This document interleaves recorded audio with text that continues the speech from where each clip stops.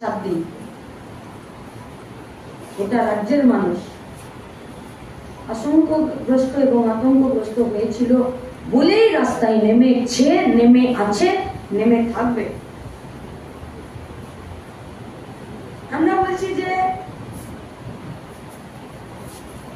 কথা এলো যে একজন নাকি উচ্চপদস্থ কোন পুলিশ অফিসার তার পরিবারকে টাকা অফার করে নিজে নিজে। কে অর্ডার দিল টাকা অফার করার জন্য? কে, কার নির্দেশে গেলেন? তাহলে কি দুটো, এক যে নির্দেশ পালন করতে গেলেন, নাকি নির্দিষ্ট কোন লোভের বশবর্তী হয়ে টাকা দিতে গেলেন? আমরা জানি না। যাদেরকে উত্তর দেওয়ার তাদেরকে দিতে হবে, তাদের। তাহলে নির্দেশকে দিয়েছিল সেটা যেমন বার করতে হবে, ঠিক সেরকমই মাফিয়া সন্দীপ ঘোষের মতন যে মানুষগুলো রয়েছে, যাদের বিরুদ্ধে হাজার পাতার অভিযোগ ভিজিলেন্সে পড়ে আছে, তারা কি দিল? আবার কি অদ্ভুত ভাবে একই লাইনে রাজ্যের পুলিশ মন্ত্রী, স্বাস্থ্যমন্ত্রী বলছেন যে আর তো কিছু করার নেই, তাহলে পরিবারকে 10 লাখ টাকা। লাইনগুলো বেঁধে দিচ্ছেন না? বিশ্বাস করে নিয়েছেন নাকি যে কোনো দুর্নীতিকে, যে কোনো অপশাসনকে, যে কোনো খারাপ কাজকে টাকা দিয়ে ঢেকে দেওয়া যায়? টাকা শেষ কথা বলবে, টাকা। রাজ্যের মানুষ তারই বিরুদ্ধে নেমেছে, আমরা তারই বিরুদ্ধে নেমেছি।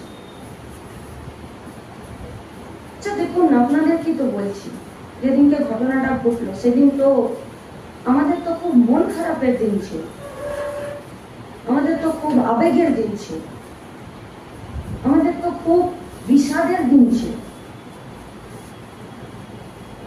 রাজ্যের ছাত্র যুবদের বেঁচে থাকার, বড় হওয়ার, বিকশিত হওয়ার তার যে স্বপ্ন দেখানো দিশারি এ রাজ্যের প্রাক্তন মুখ্যমন্ত্রী, ছাত্র যুব আন্দোলনের প্রাক্তন নেতৃত্ব কমরেড বুদ্ধদেব ভট্টাচার্যকে সেদিনকে আমরা শেষ শ্রদ্ধা জানাচ্ছিলাম মহিলা আন্দোলনের প্রতি।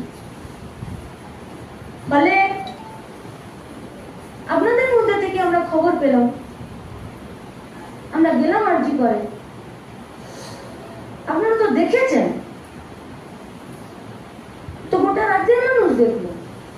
নিজেদের মান সম্মান, নিজেদের আমাদের যা ওখানে দাঁড়িয়ে থাকা,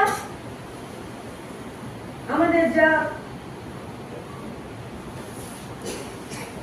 শারীরিক হ্যাকেল পর্যন্ত তোয়াক্কা না করে বুক দিয়ে আগলেছিলাম আমরা গাড়িটা, বুক দিয়ে। অন্যায়ের বিরুদ্ধে তো অবস্থান গ্রহণ করতে হবে। ঝামেলা বলে দিচ্ছেন, যেটা ঝামেলা, দোষীদের শাস্তি চাওয়া যদি ঝামেলা করা হয়, এই ঝামেলা তো সবাইকে করতে হবে, সবাইকে ঝামেলা করতে হবে। এ তো আর অন্য কোনো উপায় নেই।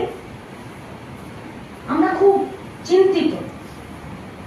আমরা যে ছাত্র যুব, আমরা যারা মহিলারা আমরা কাজ করছি, আমরা যে রাজনৈতিক আদর্শে কাজ করছি, আমরা এটা শুনেছি, জেনেছি, কাজ করতে গিয়ে আমরা এটা উপলব্ধি করেছি যে পুঁজি যখন বাড়া শুরু করে তখন নিজের পরিসর, বাড়ি, ঘর, রোড সব ছেড়ে দিলেও শুধুমাত্র নিজের আয়টা বাড়ানোর জন্য 2 টাকার টিকিটে সেখানে একটা হসপিটালের বেড, একটা ডাক্তারবাবু, একটা ব্লাড, একটা টেস্টের ডেট পাওয়াতে যেভাবে হয়রান হয় স্বাভাবিক সময়, এবং এখন তো একটা লড়াইয়ের সময় চলছে, আন্দোলন জারি রাখতে হবে, প্রতিবাদ জারি রাখতে হবে।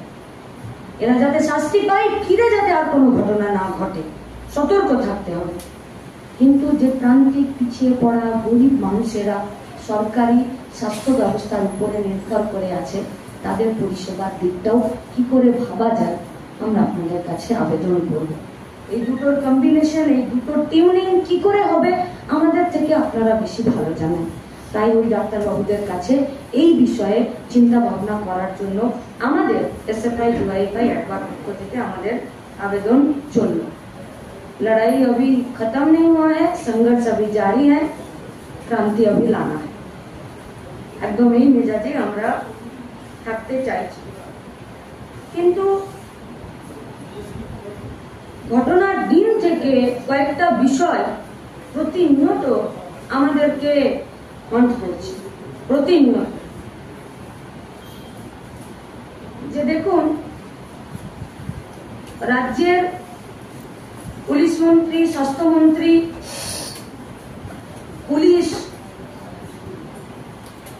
এরা সবাই মিলে বলছে দোষী তো ধরা পড়ে গেছে। তাহলে দোষী তো হলো সিঙ্গুলার নাম্বার, দোষীদের হলো তো প্লুরাল। এই ঘটনায় কি কেউ একাদশী? তাহলে দোষী আর দোষীদের এ তো হেল এন্ড হেভেন্স ডিফারেন্স। তাহলে দোষীকে সামনে রেখে দোষীদেরকে আড়াল করার চেষ্টা তো মেনে নেওয়া যায় না। কেন করছেন পুলিশের এই কাজ? কেন, কিসের জন্য?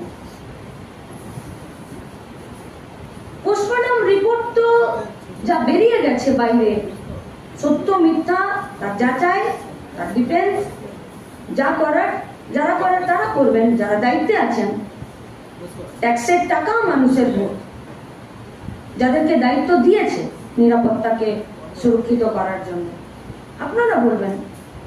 কিন্তু পোস্টমর্টম রিপোর্ট তো বেরোলো, সেখানে তো দোষী বলছে না, সেখানে তো দোষীদের বলছে, একাধিক ব্যক্তি।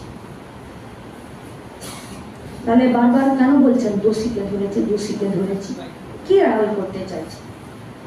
আচ্ছা, আমরা জানতে চাইছি পরিবারকে কে ওই মহানুভব ব্যক্তি যিনি ফোন করে বলেছিলেন যে মেয়েটি সুইসাইড করেছে, কে কে তাকে নির্দেশ দিল পরিবারকে জানাতে যে সুইসাইড করেছে? সুইসাইড করা মেয়েটির যা ছবি পাওয়া যাচ্ছে, একটা বাচ্চা ছেলে দেখে বলে দেবে যে এটা কি ঘটছে। আর আপনারা তো স্বাস্থ্য ব্যবস্থার সাথে যুক্ত, আপনারা তো ডাক্তার, আপনারা তো ওই নিয়ে রাত দিন আছেন। আপনাদের কাছে তো আমরা নাড়িটা বাড়িয়ে দিই যে দেখেন তো আমার কি রোগ হয়েছে, আপনারা তো নাড়ি টিপে বলে দেন এই টেস্ট করতে হবে। একটা ব্রুটালিটিতে শিকার, নারকীয় তাণ্ডব, নারকীয় অত্যাচার যে মেয়েটার উপরে হলো, আপনারা বললেন সুইসাইড করেছেন। কি লুকাতে চাইছেন? কি আমরা প্রশ্ন করতে চাইছি যে পরিবারের মৃতার মা বাবাকে কেন 3 ঘন্টা অপেক্ষা করতে হলো তার মেয়েকে একবার দেখার জন্য? কোন পুলিশ অ্যাক্টে, ভারতবর্ষের সংবিধানের কোন ধারাতে আছে যে মরে যাওয়া মেয়েটার মা বাবাকে একবার টালা থানা, একবার এখানে 3 ঘন্টা অপেক্ষা করতে হয়? নিজের ওই মরে যাওয়া, যাকে ভেবেছিল, স্বপ্ন দেখেছিল যে মেয়েটা ডাক্তার হবে, তার মুখটা দেখার জন্য এভিডেন্স লোপাট করতে চাইছেন? কি কি মৃত সন্তানের মুখ দেখতে গেলে পা ধরতে হয়? মৃত সন্তানের মুখ দেখতে গেলে আর্জি করতে হবে, আবেদন করতে হবে? মানবিকতা এটা? কোন দিকে যাচ্ছে আমাদের রাজ্য, আমাদের প্রশাসন, আমাদের এই সমস্ত দপ্তরগুলো? কোন দিকে? কারা ব্রেক করছেন এটা? নাকি কিছুকে আড়াল করার জন্য আগেই পরিবারের উপরে এমন একটা হুমড়ি করে দিচ্ছেন যে যাতে সে গুটিয়ে যায়? আমরা বুঝতে পারছি না। আচ্ছা, রাজ্যের পুলিশ মন্ত্রী, স্বাস্থ্যমন্ত্রী বাড়ি গেলেন, বাড়ি গিয়ে বললেন 7 দিনের মধ্যে সিবিআই যদি কিছু না হয়। অপদার্থতা স্বীকার করে নিচ্ছেন।